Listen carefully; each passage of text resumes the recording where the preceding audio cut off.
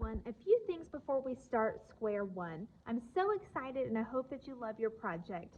So, anytime during the video that you need to pause, feel free to do so. With me, we're going to pause after every step just to give you enough time to complete your project. The second thing, I would love for you to draw in pencil first and then trace over your lines with Sharpie. I always draw with Sharpie so you can see, but I would like for you to draw with pencil first so you can make any changes you like and then trace over with Sharpie.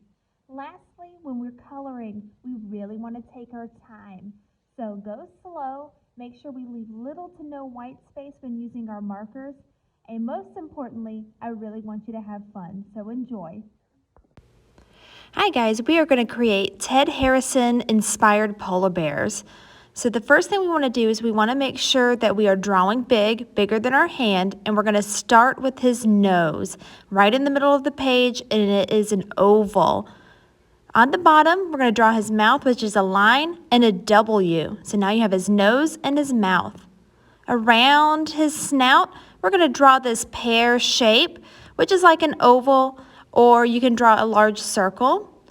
Two small eyes on either side, very small, about the size of your pinky. And now we're going to draw his body, and it goes up and around over the eyes and the nose like a big, tall rainbow line.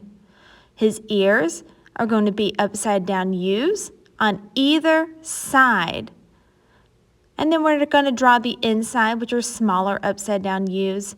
And when you have your Sharpie, you should be drawing with pencil first, but when you have your Sharpie, you can color in the ears and you can color in the nose area. But take this time while I'm coloring in to catch up on any of the spots, and of course, always pause when you need. So you should have his body, his nose, his eyes, and his ears. We've got to draw his arms, which are these curved lines at the bottom, and they almost touch. It's like he's giving himself a hug. And his little claws, which are triangles on the ends of his arms. Hopefully it's coming together for you now. Now we're going to draw the background, and we're going to be adding in about 3 of these curved lines on each side of our polar bear to represent the mountains. They can look like mine, they can look a little different, but you're going to go from the body of the bear all the way to the edge of the page. And now we're going to draw these big hills, which are like big rainbow lines right behind him. And I know that one looks like a hat, but it's actually a hill.